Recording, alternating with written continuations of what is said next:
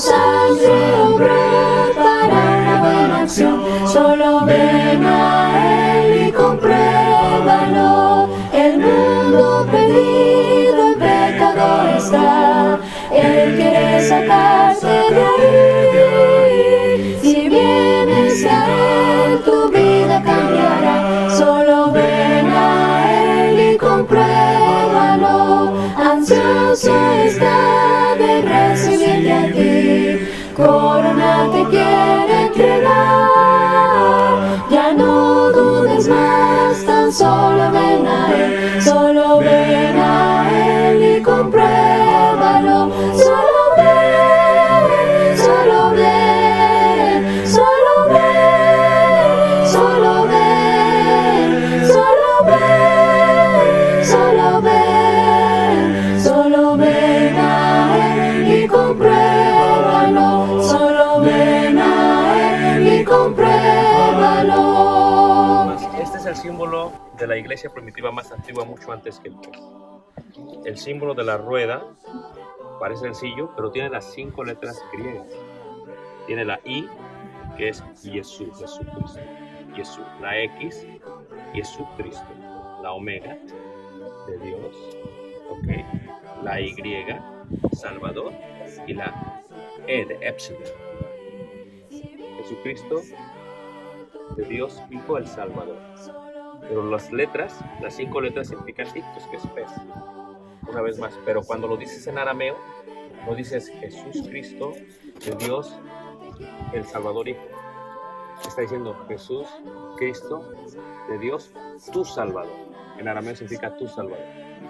¿Ok? Y una vez más. El vencedor no sufrirá daño de la segunda muerte.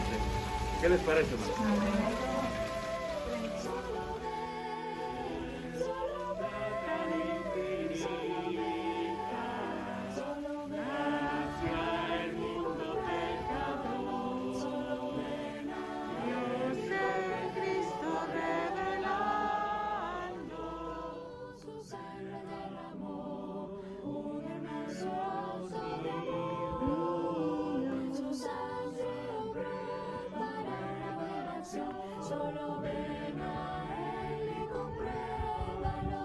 Escribe al ángel de la iglesia en Tiatira, el Hijo de Dios, el que tiene ojos como llama de fuego y pies semejante al bronce pulido, dice esto: yo conozco tus obras, tu amor, tu fe, tu servicio. Dice, escribe al ángel de la iglesia en Sardis, el que tiene los 7 espíritus de Dios y las 7 estrellas, dice esto: yo conozco tus obras, que tienes nombre de que vives y estás muerto. El nombre en él, el nombre de mi Dios y el nombre de la ciudad de mi Dios, la nueva Jerusalén, la cual desciende, dice ahí, del cielo con mi Dios y mi nombre nuevo. El que tiene oído oiga lo que el Espíritu dice a las iglesias. Eso podían recordar. Y ahora las aguas que salían de ahí, la gente que venía a través de las rutas comerciales y que no conocían, a veces llegaban a tomar agua de ahí porque pensaban que era para tomar. Después de 15, 20, media hora les daban náusea y se vomitaban. Pues el agua ya estaba. Solo ven a Él y compruébalo. El mundo perdido en pecado está. Él quiere sacarte de ahí. Si vienes a Él. Bueno, antes de iniciar, estamos muy contentos de estar con ustedes. Realmente que teníamos un gran anhelo de estar aquí hace ya 2 años y a causa de la pandemia no pudimos, pero Dios nos preservó y dice que Él sabe los tiempos y todo tiene su tiempo y este es el momento en que Dios quiso que estuviéramos juntos. Agradezco mucho a los hermanos que nos han dado la oportunidad de compartir con ustedes lo que será la palabra de Dios. Vamos a abrir, si está bien con ustedes, Mateo capítulo 22. Mateo capítulo 22. En la Biblia, nosotros estamos ausentes de la idea de la realeza o de lo que es real. Y la razón por la cual estamos ausentes de ello es porque vivimos en una democracia muy moderna. Una democracia en la cual hay ausencia de reyes, de monarcas.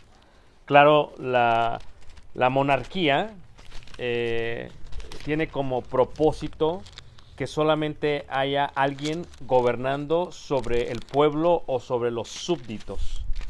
Por lo tanto, se puede ver el día de hoy ciertos gobiernos que se adaptaron a los últimos 5 siglos y ciertos gobiernos que quisieron preservar esa idea.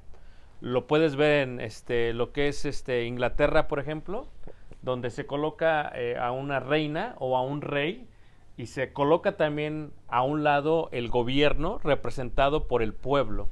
Se puede ver también de la misma manera la parte de España. Se puede ver lo mismo en Holanda.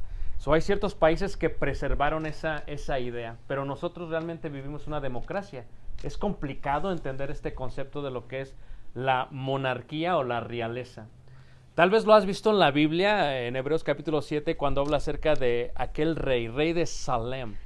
Y la palabra rey, si han escuchado este nombre, Melquisedec, ¿alguna vez lo han visto? En la Biblia, Melquisedec es un nombre compuesto, ¿verdad? Sadek en hebreo, que significa totalmente puro, o también significa totalmente santo, y Melech en hebreo es rey. También oyeron tal vez de Abimelech, ¿verdad? Que significa realmente aquel que es hermano o hijo del hermano del rey. Esta idea de Melech tiene que ver con esa realeza, pero no vivimos en esos tiempos. Por eso es difícil asimilarlo y aceptarlo y vivirlo. Y lo más cercano que tenemos es Inglaterra en el aspecto de que ¿quiénes van a ser los próximos reyes? Bueno, todo tiene que ver primero con sangre, porque con la sangre se determina quién va a sentarse sobre el trono. Y la Biblia está completamente llena de lo que es el trono, ¿no? Cuando habla acerca de se sentó a mi diestra, se está refiriendo a reyes, a tronos, ¿verdad? A monarcas, ¿verdad? Cuando la Biblia habla acerca de solamente hay un rey de reyes, se está hablando que alguien está sobre todos los demás.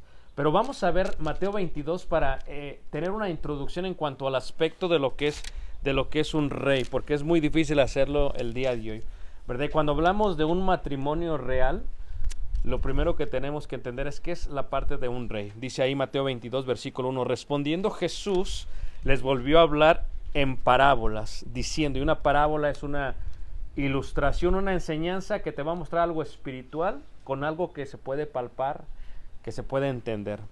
El reino de los cielos es semejante a un rey que hizo fiesta de bodas a su hijo. Y aquí se emplea la idea del reino, ¿no? ¿Qué es el reino? La palabra reino del griego basileo, ¿no? Reino indica algo que se coloca sobre un lugar, sobre un territorio, pero siempre se requiere sangre. Para ser rey, desde la antigüedad se requiere sangre. ¿Qué quiere decir sangre? Se requiere que alguien sea descendiente y que tenga genealogía de alguien que ya fue instituido como rey. Rey es aquel que se sienta sobre el trono.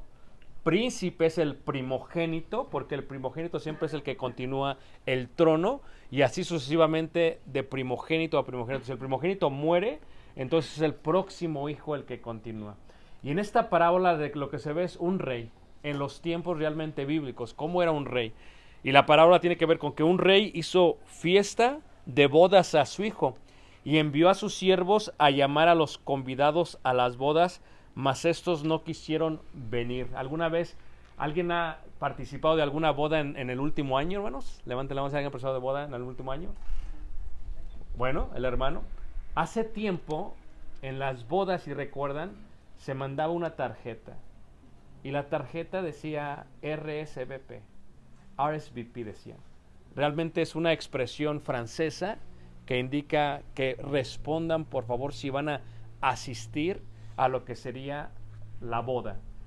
Cuando un rey iba a dar en matrimonio a su hijo, imagínense ustedes con qué elegancia lo hacía. No sé cuánto cuesta una boda aquí en California. Me imagino que aquí en California, permítanme, me imagino que ha de valer mínimo entre 20,000 y $150,000 más o menos. ¿Estoy bien? Allá en Chicago, pues es tal vez un 25% menos. Entonces, ¿quién de nosotros tiene un hijo el cual va a contraer matrimonio dependiendo la cultura de donde venimos, ¿no? Por ejemplo, en México, el papá del varón paga por toda la boda, ¿verdad que sí? Pero aquí en Estados Unidos se da a veces que es el papá de la novia que paga por toda la boda, lo cual es inconclusivo, porque imagínate, Ya está dando el regalo más importante de la ceremonia de la boda y todavía tiene que pagar. Es increíble, ¿no? Pero a veces pasa. En los tiempos bíblicos, cuando se habla de los reyes, el rey, en vez de mandar una tarjeta de RSVP para que le contestasen, mandaba un siervo. Y el siervo iba a convidar a aquellos que querían venir a las bodas. Volvió a enviar a otros siervos diciendo: decida a los convidados, he aquí he preparado mi comida, mis toros y animales, engordados han sido muertos y todo está dispuesto, venid a las bodas. Mas ellos, sin hacer caso, se fueron, uno a su labranza y otro a sus negocios, y otros, tomando a los siervos, los afrentaron y los mataron. Al oírlo el rey se enojó y, enviando sus ejércitos, destruyó a aquellos homicidas y quemó su ciudad. Entonces dijo a sus siervos: las bodas a la verdad están preparadas, mas los que fueron convidados no eran dignos. Esto es, nosotros solamente tenemos un hijo varón. Y aunque no lo crean, tenemos ahí un guardadito porque queremos preservar la idea de que vamos a pagar por la boda, ¿no? Y es, ojalá no se case con alguien de California porque va a ser un poquito más. Pero solamente Dios lo determina, ¿no? Pero ¿por qué digo esto? Porque siendo solamente un hijo varón, pues vamos a aventar la casa por la ventana. O sea, es el único hijo, ¿verdad? Lo mismo sienten aquellos que tienen hijas, ¿no? La vamos a aventar, ¿por qué? Porque pues es el único hijo, ¿no? Pero aparte porque Él continúa nuestra vida. En Él se ven nuestros nietos, nuestros bisnietos. Cómo colocamos la vida de Él determina el amor que le tenemos a nuestra genealogía, aquellos que van a continuar después de nosotros. Y eso es lo que pasa en esta parábola. Se habla de la sangre, aunque no se ve aquí. ¿Por qué se habla de la sangre? Porque la parábola y todas las parábolas están relacionadas totalmente a la idea del pueblo de Dios.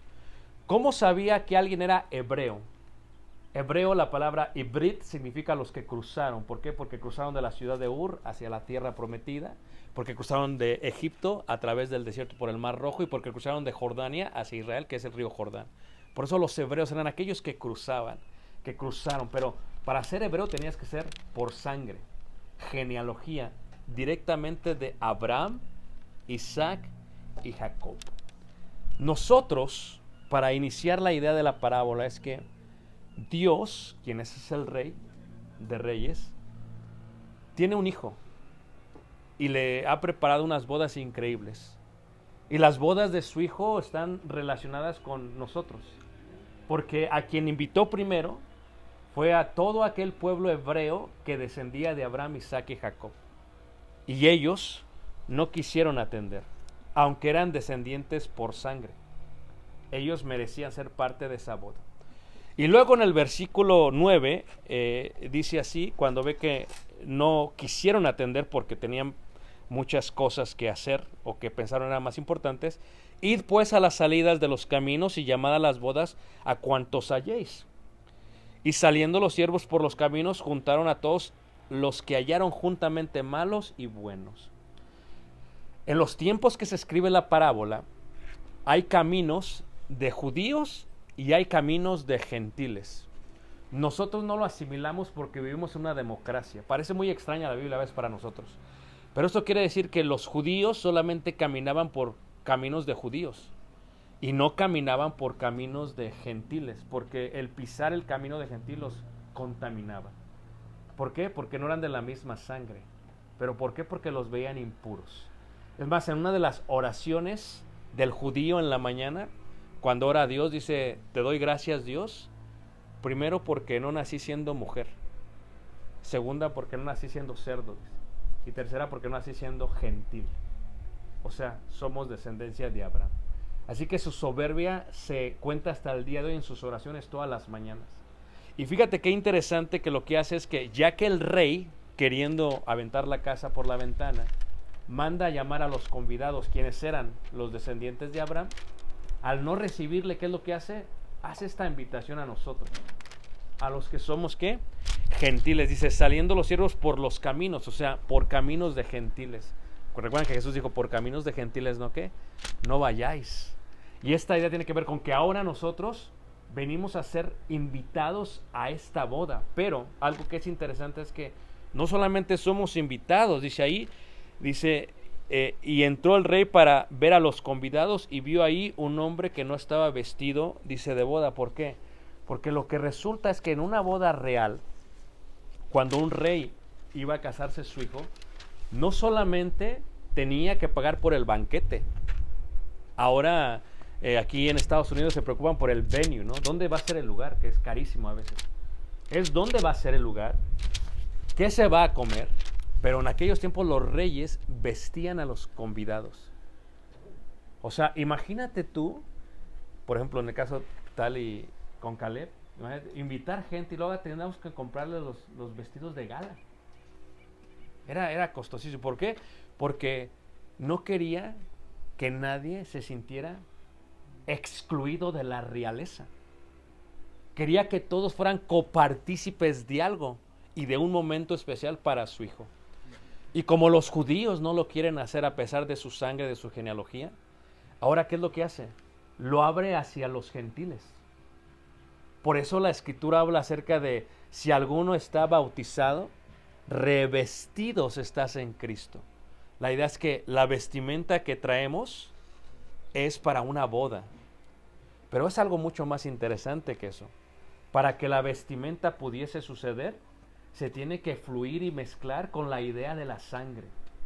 ¿Por qué? Porque para que tú y yo seamos reyes, la única forma es a través de la sangre. Y si por genealogía no podemos hacer, habrá alguien que tendrá que morir, como lo hacían en aquellos tiempos los reyes, para que por medio de la sangre ganasen una victoria y tuviesen un reino. Y por ejemplo, esta idea que tiene aquí está basada una vez más en la idea de la sangre. Y sigue leyendo ahí, dice, no tenían este vestido de boda. Y le dijo, amigo, ¿cómo entraste aquí sin estar vestido de boda? Mas él enmudeció. Entonces el rey dijo a los que servían, atadle de pies y manos y echadle en las tinieblas de afuera. Ahí es ya el lloro y el crujir de dientes, porque muchos son los llamados y pocos, ¿qué? Los escogidos. Entonces cuando ves una boda real o un matrimonio real, pues es un poquito difícil concebirlo porque no estamos ni vivimos en aquellos tiempos. Pero primero, tú y yo no estábamos invitados a la fiesta. Porque no sé, no los conozco, pero no sé si haya aquí entre vosotros uno descendiente de Abraham, Isaac y Jacob. Lo dudo que no, creo que no. La mayoría somos verdaderos mestizos. Bueno, algunos, nuestro hermano que es Santo Domingo tal vez no es totalmente mestizo, pero tal vez hay una afluencia africana de ahí. Entonces toda esta parte que tenemos, ninguno de nosotros es hebreo. ¿Por qué podemos ser reyes? No tenemos genealogía. La primera vez que yo entré a Israel, recuerdo que la persona de seguridad se enojó mucho con nosotros porque cuando entramos nos separó y nos dijo, bueno, los únicos mexicanos del grupo nos separan y nos empieza a preguntar, dice, ¿tú quién eres? Le digo, bueno, pues soy Ricardo. Dice, ¿qué? Ricardo Barrera Gaona. ¿Cómo se llama tu padre? No le contesto. ¿Y tu abuelo?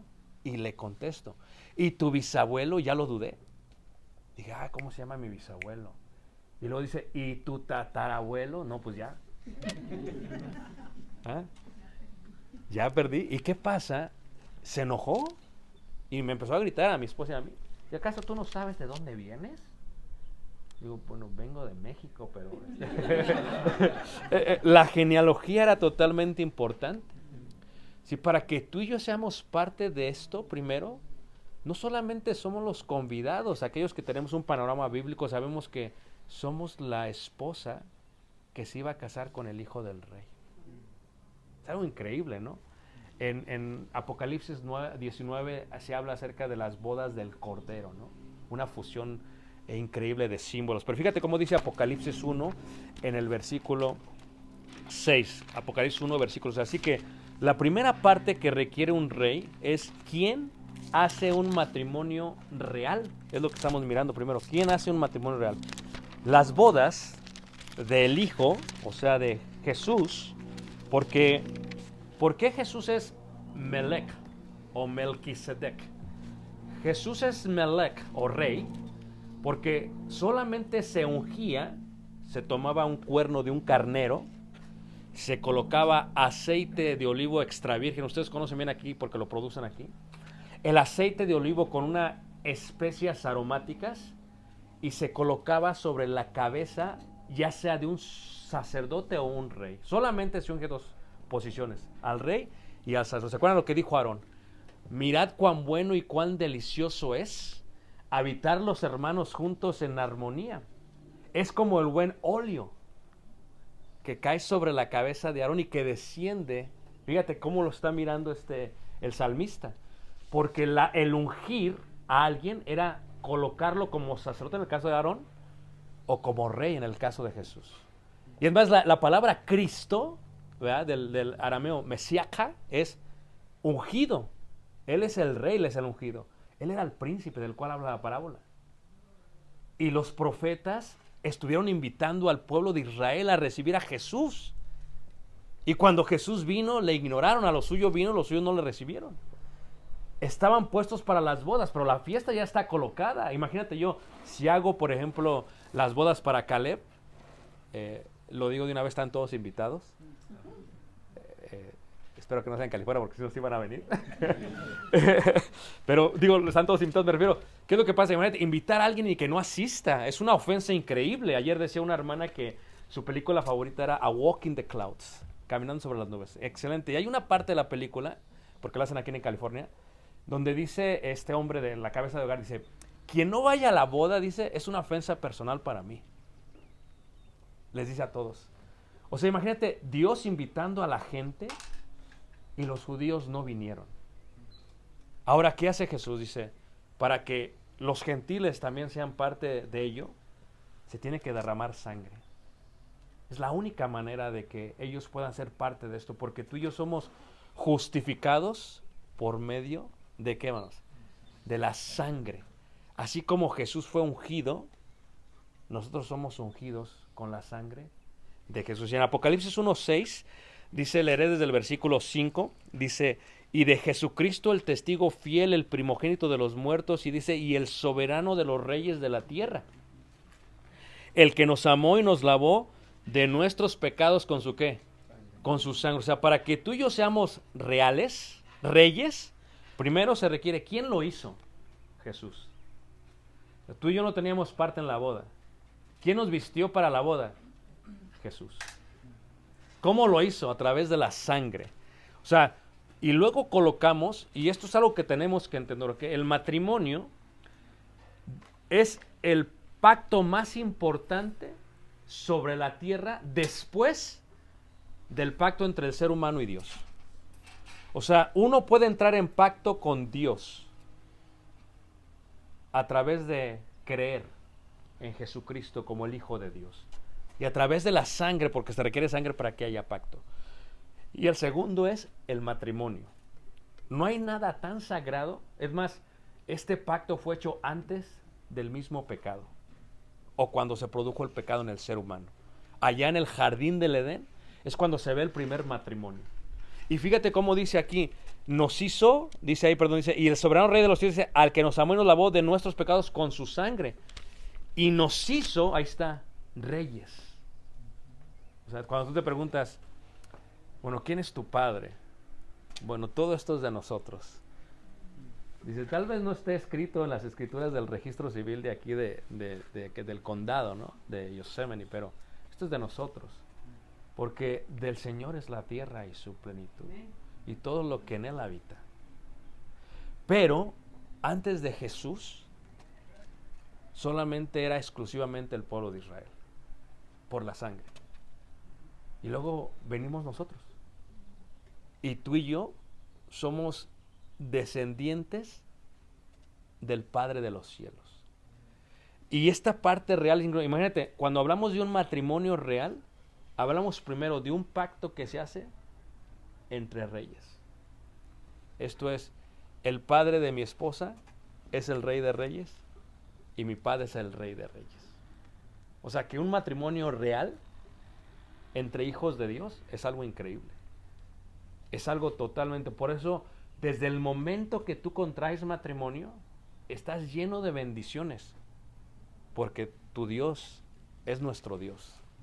Y si Él avienta la casa por la ventana para la boda, Él avienta todo el planeta para que tu matrimonio esté bien hasta el momento que dejes de ser parte de ese matrimonio.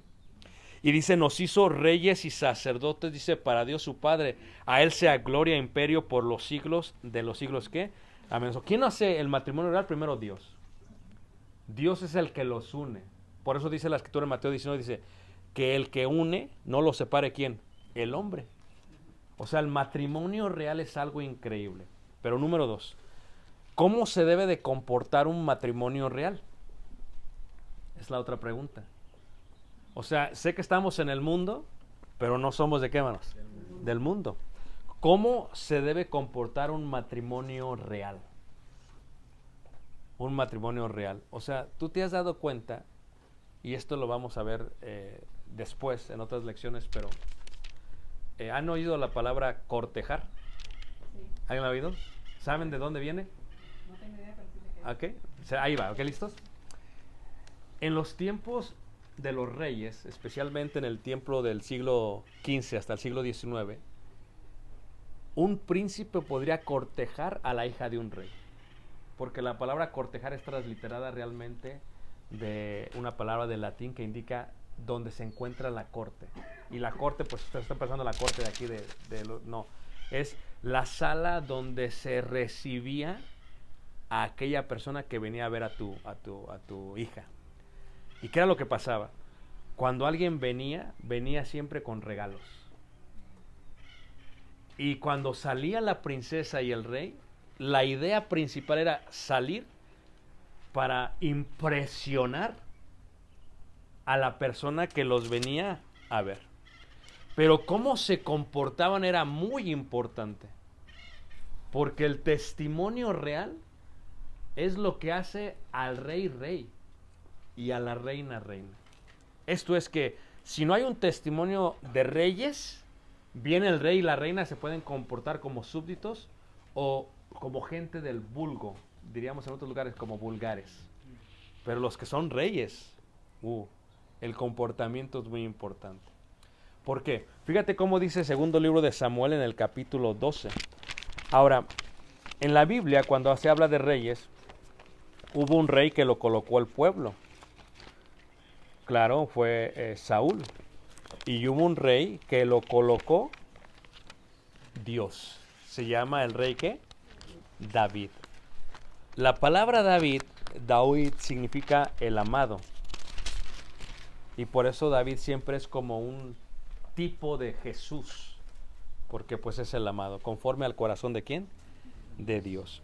En segundo libro de Samuel capítulo 12 se muestra el comportamiento que debe de tener un rey. O sea, como matrimonio nosotros somos hijos del rey. Pero nosotros tenemos que entender que quien nos hizo reyes es la sangre de Jesús. Amén. Número 2. Pero eso trae un gran peso sobre nuestra persona y sobre nuestro matrimonio. Porque toda la gente nos está cortejando. La gente nos observa y dice, ok, ellos son el rey y la reina. Así deben ser todos los súbditos. Si ellos, quienes están en cargo de su reino, se comportan mal o tienen mal testimonio, entonces todo este reino se ve mal. Por eso es la representación total del reino.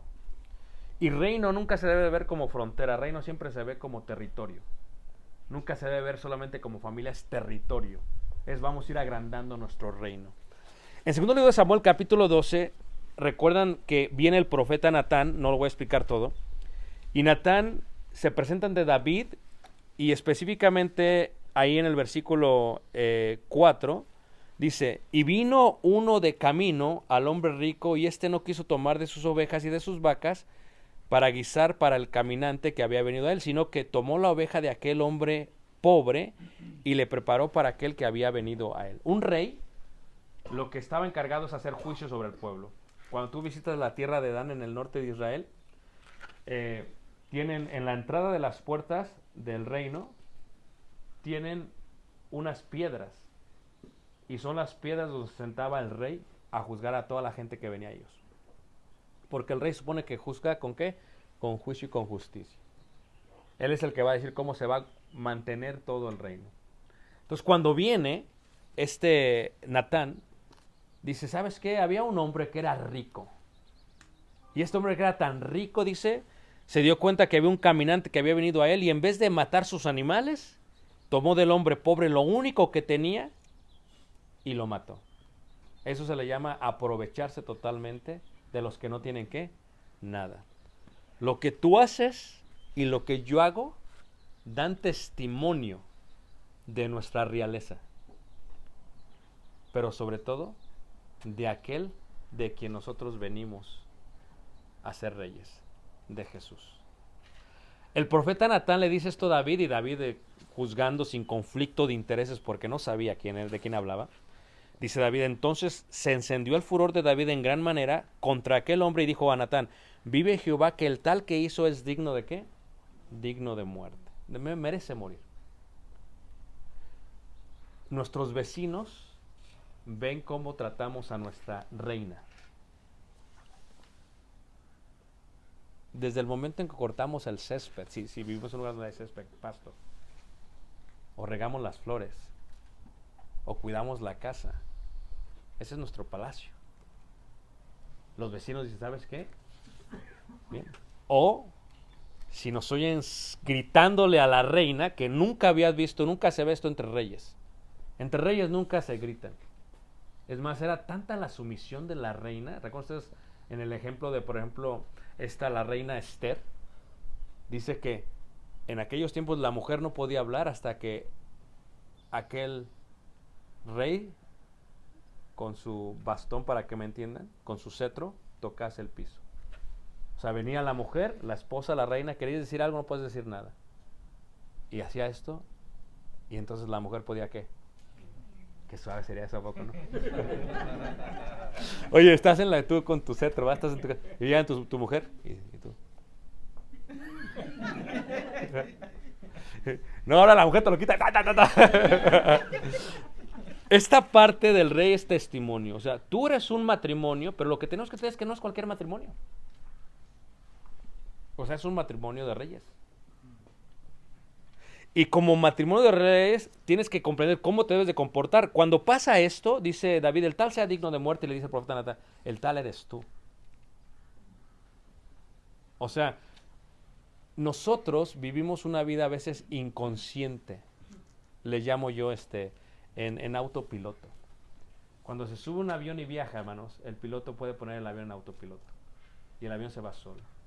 Ya ves, tú y yo vivimos así toda la vida. Traemos cosas de pequeños que vimos en papá o en mamá, y así tratamos y así maltratamos tal vez a nuestro rey o nuestra reina. Y sin darnos cuenta así sucede. Porque lo hacemos en forma inconsciente. Pero el rey tiene que ser consciente de todo lo que hace. Porque cómo le habla a su esposa refleja el testimonio que le da a todos. Cómo se comporta con ella. La misma palabra caballero era realmente de los que protegían al rey. Y los que aprendían más de cerca qué tan caballero era el rey con su reina. Cómo le daba la entrada. ¿Por qué le daba ello? ¿Por qué hacía esto o aquello? Cuando sucede esto, David comete este gran error y el testimonio era tan grande que dice ahí en el versículo 13. Entonces dijo David a Natán, pequé contra Jehová. Cuando uno hace un análisis de esta historia, no es el pecado de matar en una forma indirecta a aquel hombre que tenía esta mujer que tomó David. Ese realmente no fue lo que se menciona tanto. Tampoco era, aunque no lo crean, el hecho de meterse con aquella que no era su esposa. Lo que realmente le molestó a Jehová fue el testimonio. Eso es lo que realmente, si tú lees, haces un análisis textual, dice ahí, versículo 13 dice, pequé contra Jehová y Natán dijo a David, también Jehová ha remitido tu pecado, no morirás. Dice 14, mas por cuanto con este asunto hiciste blasfemar a los enemigos de Jehová. Fíjate que no menciona ni a este joven que mató, no menciona la parte de tomar a la mujer, es la parte de el testimonio. Porque un matrimonio real habla mucho. Porque no solamente estás hablando de ti, Estás hablando de quién hizo la boda. Estás hablando de tu linaje. O sea, los enemigos, todos los pueblos de alrededor dijeron, ok, si David hace esto, y se supone que David es el rey de Jehová, así es Jehová. O sea, si David se aprovecha de una persona pobre y hace matar la corderita, teniendo tantas corderas, dice, así ha de ser su Dios. Porque los reyes, la influencia más grande que tienen es de sus Dios. La influencia más grande que tú y tenemos en nuestro matrimonio real es de quién?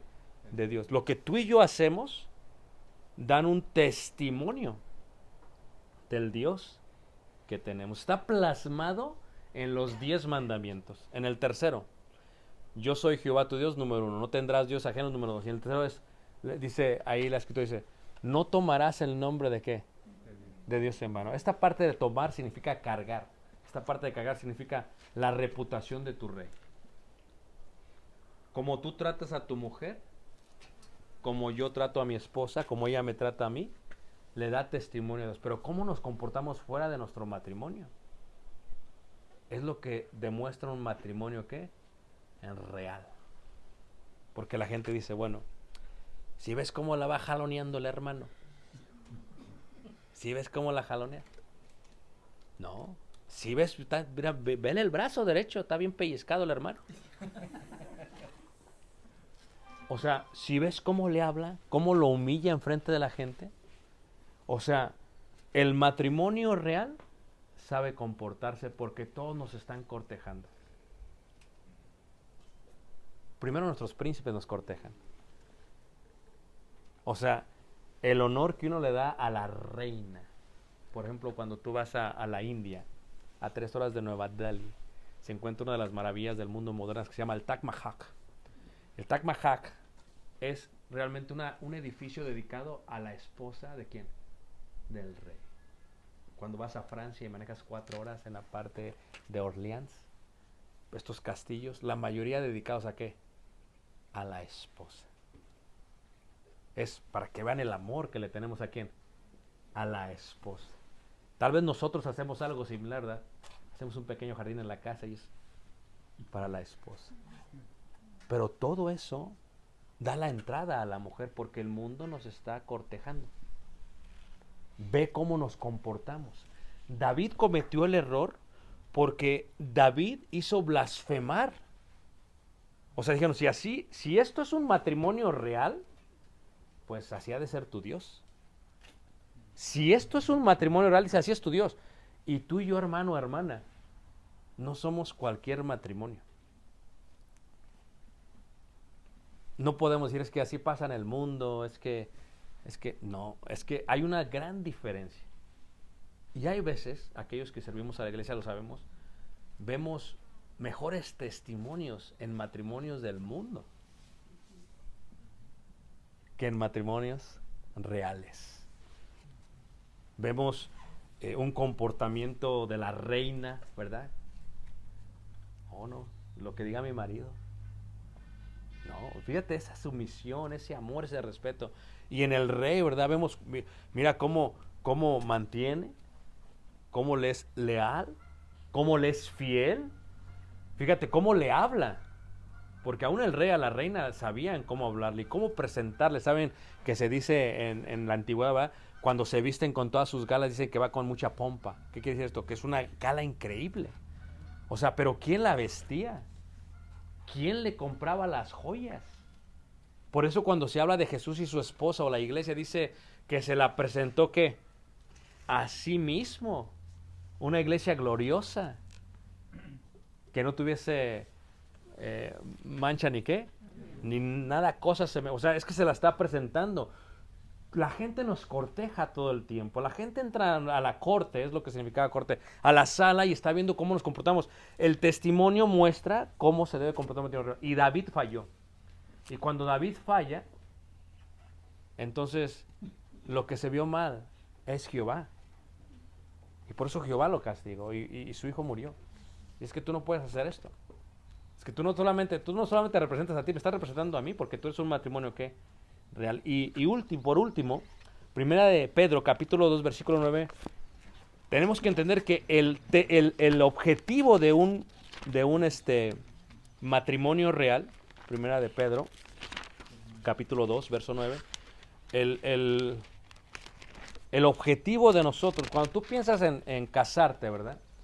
Quiero decirte que, por ejemplo, en el caso de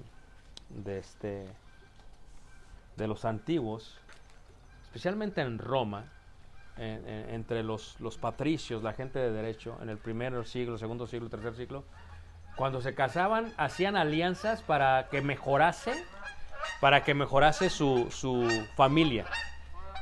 Nunca era por amor casi, era por quieres que mejore tu patrimonio, quieres que esté mejor, todo esté mejor. Es la parte de ellos.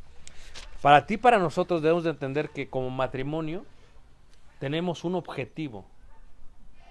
Y que si ese objetivo no se cumple, entonces nuestro matrimonio falló en ser un matrimonio real. Dice, por ejemplo, ahí 2.9 dice, mas vosotros sois linaje ¿qué? Escogido. O sea, tú y yo, o sea, nosotros no somos cualquier persona. O sea, somos los que no nos invitaron, pero que por la gracia de Jesús nos encontraron en el camino. Y nos invitaron y Él nos vistió con vestimentas reales. Dice ahí, mas vosotros sois linaje escogido, dice real sacerdocio, ahí está. Somos de la realeza. O sea, y dices tú, bueno, pero es que no tengo ojos azules. Porque mucha gente piensa que los ojos determinan la realeza, no así con Dios. En la Biblia la sangre de Jesús nos da realeza. O sea, es más, cuando habla con los discípulos y habla de la mesa, dice, cuando se acerca a esa mujer, ¿verdad? Que no se le permitía hablar directamente a un hombre y se arriesga y lo hace y se ve mal. Y habla de sus hijos, dice, permite que mis hijos se sienten uno a tu diestra, porque estaban pensando en esa parte de autoridad. Y dice Jesús, no, es que no será así, dice, entre vosotros no va a ser así, dice. No es así como es con los reyes que se enseñorean de las naciones. No. Entre nosotros, dice, yo voy a llamar gente que venga de muchos lados a sentarse a mi mesa. Fíjate qué increíble, hermanos. Habla de esto. Y luego dice ahí, real sacerdocio, dice, nación santa, pueblo adquirido por Dios. Y ahí está el objetivo. Como matrimonio tenemos que entender que tenemos que anchar el territorio de Jesús. El reino, esa es la razón.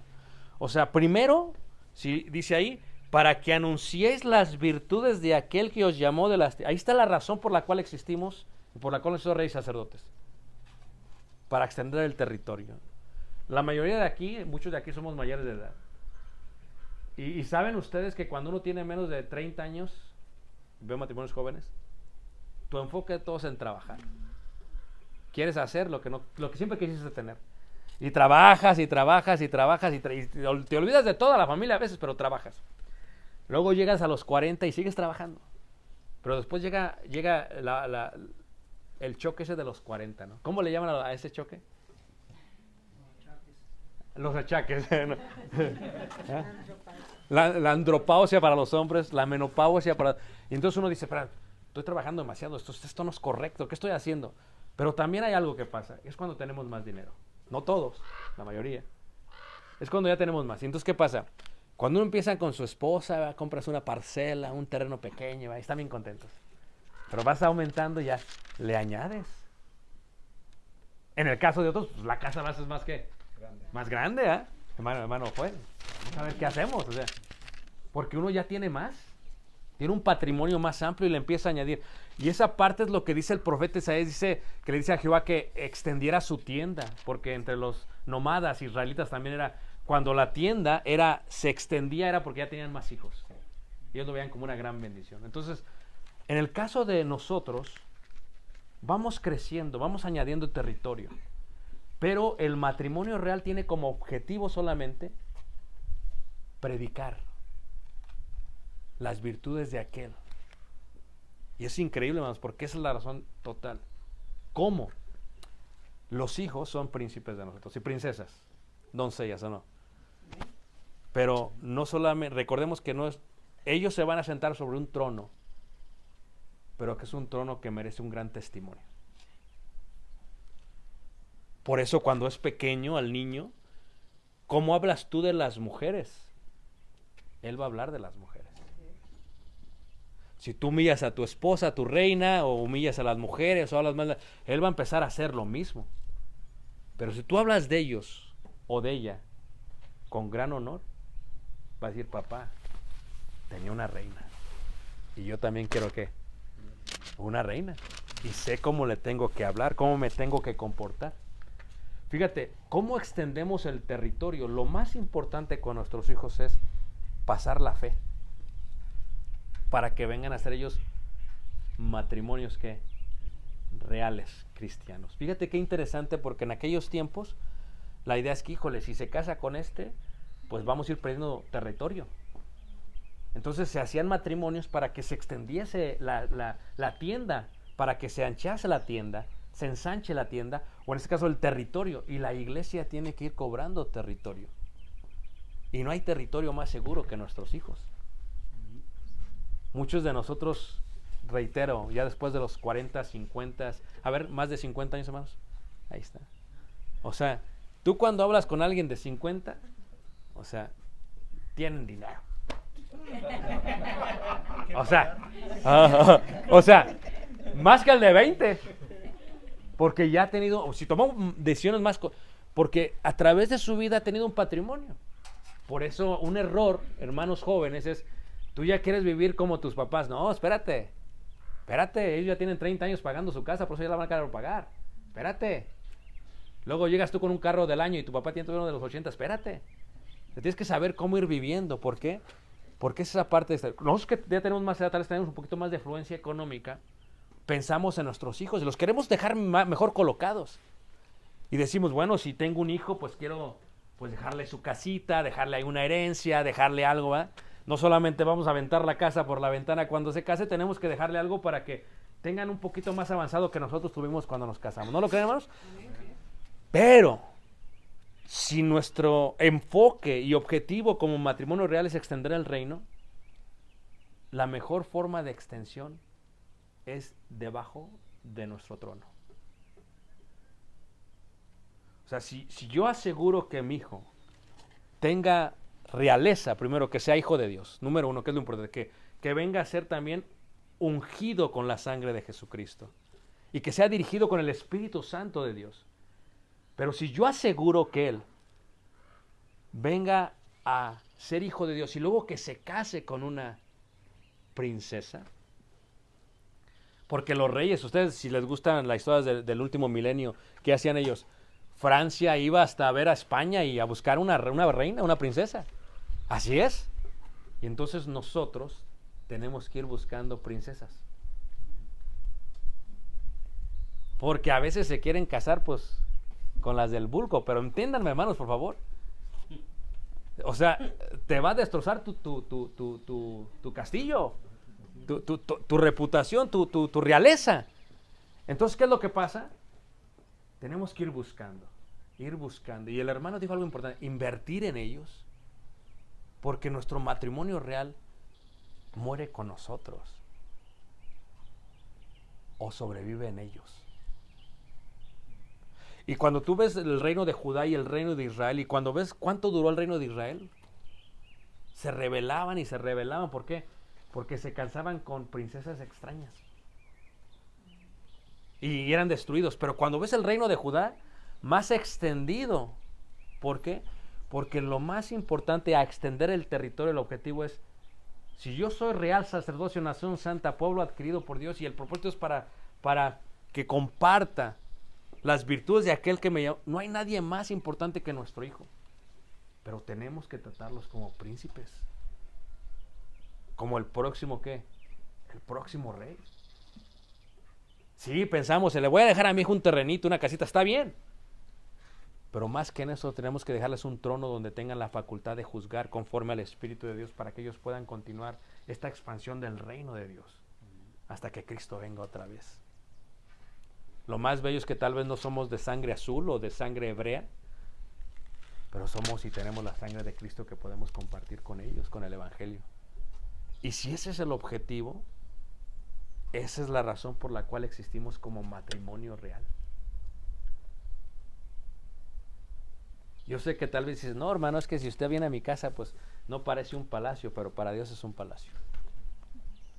No, hermanos, que se sienta a mi mesa en el comedor, no parece trono, pero es un trono. No es que, hermanos, que pues no tengo mucho, pero tuyo es todo.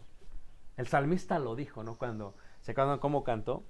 Del Señor es la tierra y su plenitud, el mundo y lo que en él habita. Todo esto es de nosotros. Pero todo esto sin luz de nada sirve. Pero todo esto para que anuncies las virtudes de aquel que nos llamó de las tinieblas a su ¿qué? Luz admirable. Si algo le podemos dejar a nuestro hijo, en el caso de nosotros, es un testimonio real.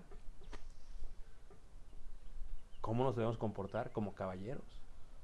¿Cómo nos debemos de comportar? Debemos de recordar que lo que hacemos afecta, la obra afecta, al reino afecta, al Dios que amamos y alabamos. Y de esta manera podemos fluir todo esto que tenemos. Pero la próxima pregunta es, ¿pero cómo debemos más específicamente tratar a nuestro rey o a nuestra reina? ¿A nuestro príncipe o a nuestra princesa? Bueno, eso lo vamos a ver en la próxima lección. Solamente quiero recordarles, hermanos, que ustedes son muy importantes. Lo escribe Moisés, dicen, ustedes, nosotros somos su especial tesoro. Somos un real sacerdocio. Y tu matrimonio, yo les admiro, agradezco a Dios porque sé que pudieron haber hecho dinero este fin de semana. Sé que pudieron haber hecho muchas cosas este fin de semana, pero deciden tomar una pausa para fortalecer su matrimonio. Sabes que es una gran bendición porque dice que el que haya esposa haya el bien y alcanza la misericordia y la benevolencia de Jehová. El hecho de que tengas una mujer al lado tuyo es una gran bendición. Entonces, cuando nosotros nos invitan a este tipo de eventos es como que, wow, gracias a Dios. ¿Por qué? Porque podemos pasar un tiempo reconectándonos. Acabo con esto. En los jardines de Francia, son uno de los jardines más hermosos de todos los castillos. Son jardines increíbles y hasta el día de hoy los arreglan para que la gente los vaya a ver. Y entonces los siervos del reino de la reina colocaban, cuando el rey estaba en el castillo, tiempo para que caminasen juntos. Y cuando caminaban juntos, no hablaban nunca de su reino. No le decía al rey, fíjate que estamos avanzando acá y que nos han matado. No. Dicen que era exclusivamente para hablar de su matrimonio y de su amor. Por eso los jardines más grandes demostraban que el rey quería platicar mucho tiempo con ella. Los jardines más pequeños era, vamos a regresarnos, ya se acabó. ¿Qué tan largo está tu jardín? Este fin de semana lo vamos a compartir con nuestra esposa. Puedes tomarte un tiempo y caminar con ella. O puedes simplemente no decir nada. Porque al final del día venimos a reconectarnos con nuestra princesa. Y esperamos que ellas con su príncipe. Tal vez no azul, moreno tal vez, pero bueno. Y entonces lo dejo ahí para la próxima lección. Dios les guarde y Dios les bendiga. Gracias por poner atención a la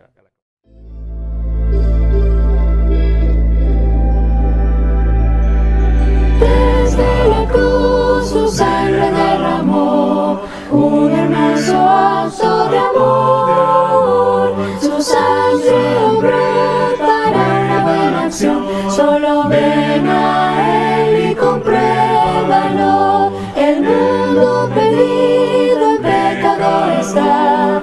Él quiere sacarte de ahí. Si vienes a Él, tu vida cambiará. Solo ven a Él y compruébalo. Ansioso está de recibirte a ti. Corona te quiere entregar. Ya no dudes más, tan solo ven.